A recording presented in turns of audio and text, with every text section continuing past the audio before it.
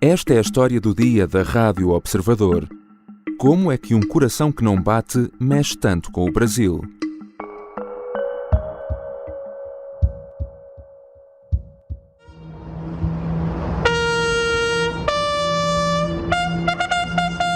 Banda militar.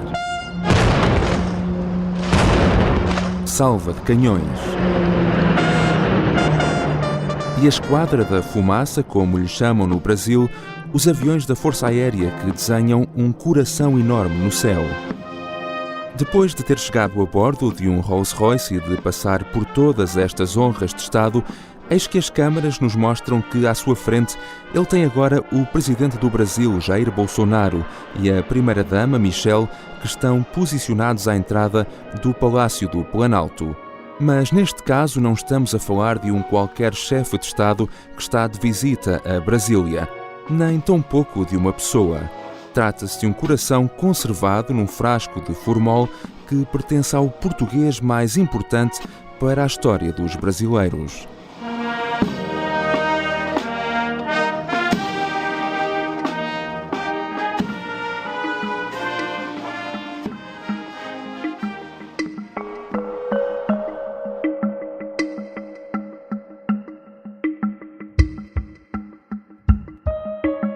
Dom Pedro IV para os portugueses, Dom Pedro I para os brasileiros. O homem que deu o famoso grito de Ipiranga e foi o responsável pela independência do Brasil. Foi a 7 de setembro de 1822 e estamos, por isso, a poucos dias dos 200 anos desse momento histórico. Ora, é precisamente no âmbito das comemorações dos 200 anos da independência do Brasil que o coração de Dom Pedro saiu pela primeira vez de Portugal. A relíquia costuma estar guardada não a 7, mas a 5 chaves no Porto, na Igreja da Lapa. Neste episódio da História do Dia, vamos recordar quem foi Dom Pedro IV. Vamos igualmente perceber porque é que o coração do monarca está em Portugal, mas o corpo está sepultado no Brasil. E também porque é que foi recebido no Brasil como se fosse um chefe de Estado vivo. Eu sou o João Santos Duarte e hoje vou falar com a Rita Pereira Carvalho, jornalista do Observador.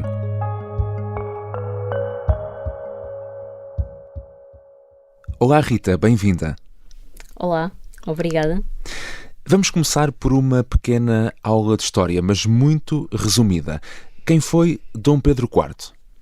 Bom, Dom Pedro IV viveu a maior parte da vida no Brasil. Ainda era uma criança quando saiu de Portugal e foi para lá com a família real, em 1807. Aliás, com o pai, Dom João VI, e com a mãe, Carlosa Joaquina, e foram para fugir à primeira invasão francesa.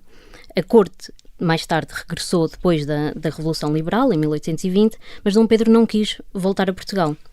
2 anos depois, em 1822, proclamou então a independência do Brasil nas margens do rio Ipiranga e é proclamado Imperador do Brasil. E ficou então eternizado o famoso grito do Ipiranga, independência ou morte. Entretanto, Dom Pedro foi obrigado a regressar a Portugal e começou uma guerra civil entre os liberais e os absolutistas.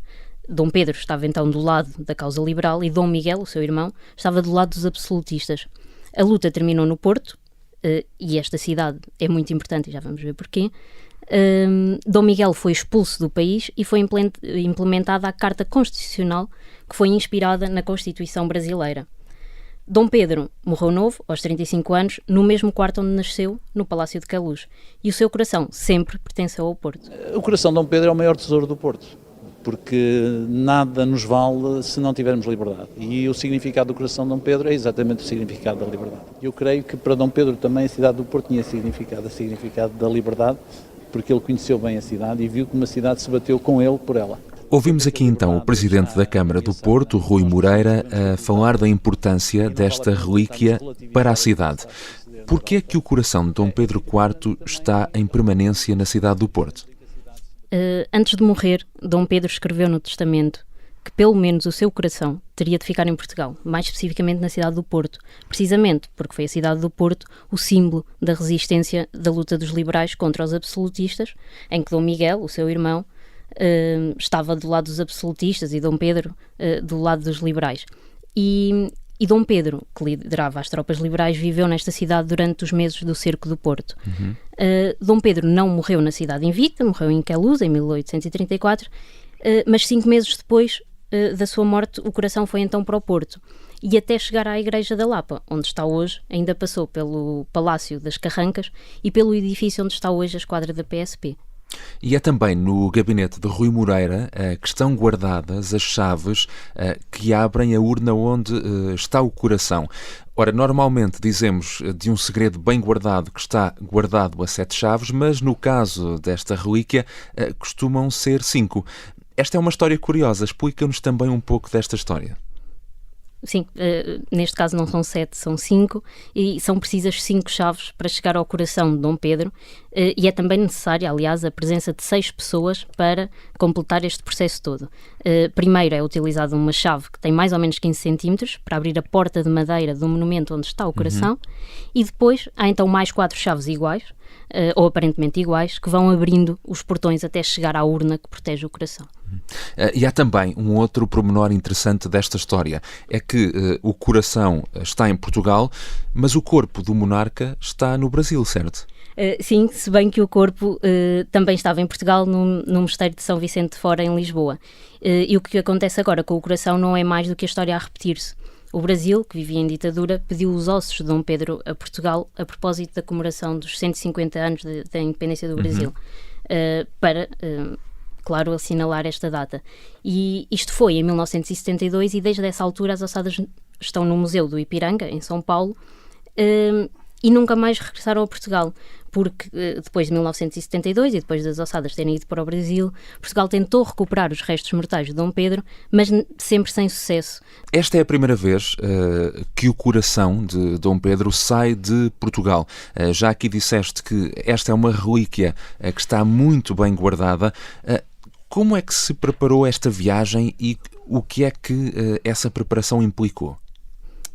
Então, a viagem e a estadia do coração no Brasil têm sido discutidas nos últimos meses, sobretudo entre o Governo do Brasil e a Câmara Municipal do Porto. E neste caso, o coração foi transportado por um avião da Força Aérea do Brasil, que veio buscar o coração a Portugal e levou para o Brasil. O coração foi colocado num espaço reservado aos passageiros, como se tratasse de uma pessoa, num ambiente pressurizado, porque é um coração com quase 200 anos, portanto tem de ter uma pressão e uma temperatura adequadas para voltar a Portugal intacto, e foi também transportado dentro de uma caixa que é usada para transportar e para proteger obras de arte.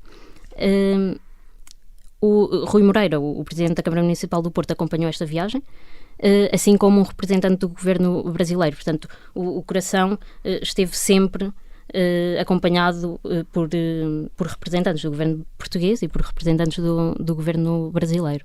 Além disso, o comandante da Polícia Municipal do Porto também esteve presente na viagem entre Portugal e o Brasil e está responsável por trazer de volta a relíquia para o Porto. Fato curioso, viu, Lu, é que, segundo as autoridades responsáveis pela vinda desta relíquia ao Brasil, o Itamaraty está dando tratamento ao coração do Dom Pedro I como se o imperador estivesse vivo. Fala, inclusive, de um dos responsáveis, ou seja, ele está recebendo tratamento de chefe de Estado aqui em Brasília. Rita Pereira Carvalho, já aqui referiste que o coração viajou no avião, tal como se fosse um passageiro, e esta semana o Brasil recebeu esta relíquia conservada em Formol, exatamente da mesma maneira e com o mesmo protocolo, como se estivesse, por exemplo, a receber Marcelo Rebelo de Sousa ou outro chefe de Estado, certo?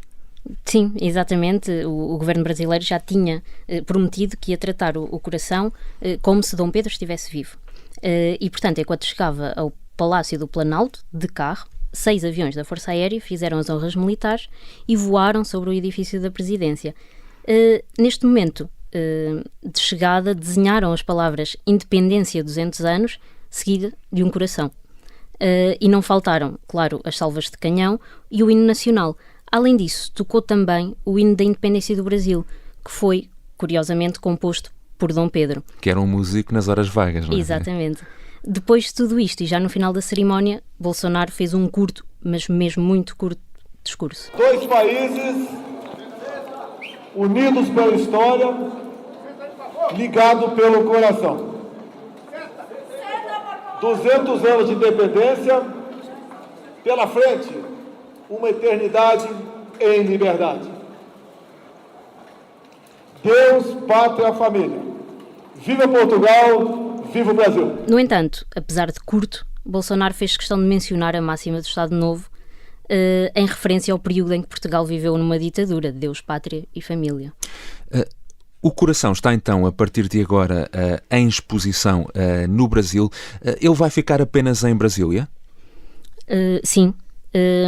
E esta foi uma das exigências feitas por Portugal durante, e podemos chamar assim, um processo de negociação dos últimos meses. Porque é um órgão muito frágil, que tem quase 200 anos, qualquer alteração de pressão de temperatura pode danificar o coração.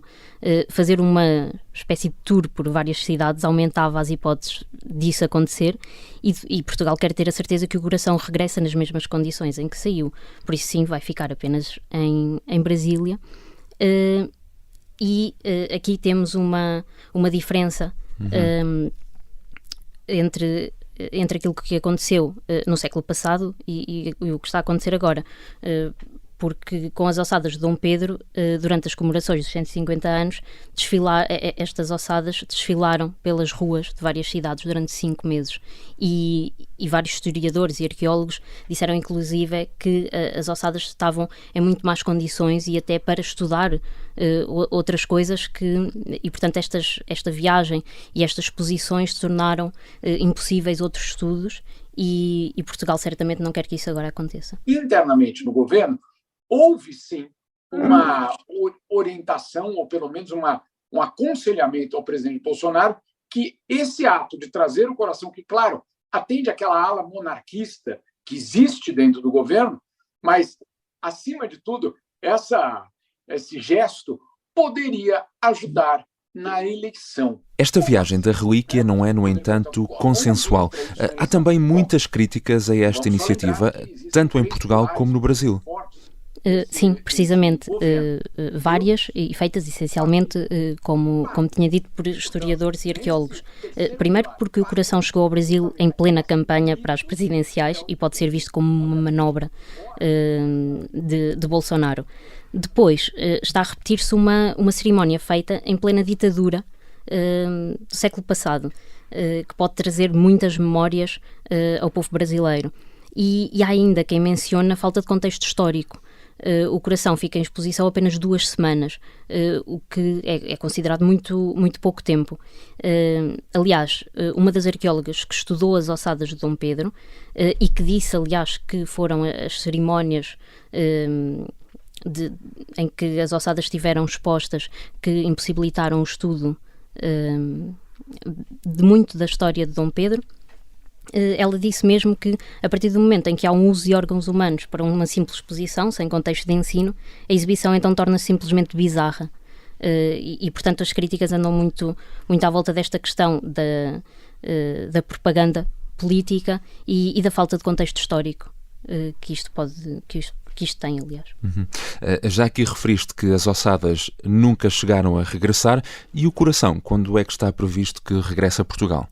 O coração deverá voltar no dia 8 de setembro para o Porto, tal como era o desejo de Dom Pedro, e vai ficar nesta cidade novamente em exposição durante 2 dias e depois é fechado novamente a 5 chaves e as chaves voltarão para o gabinete de Rui Moreira. Obrigado, Rita Pereira Carvalho. Obrigada.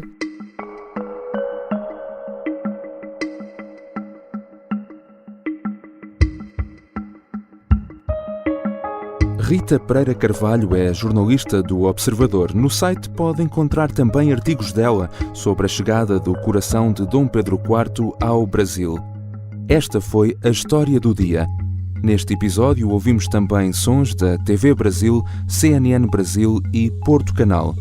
A sonoplastia e a música do genérico são do João Ribeiro. Até amanhã.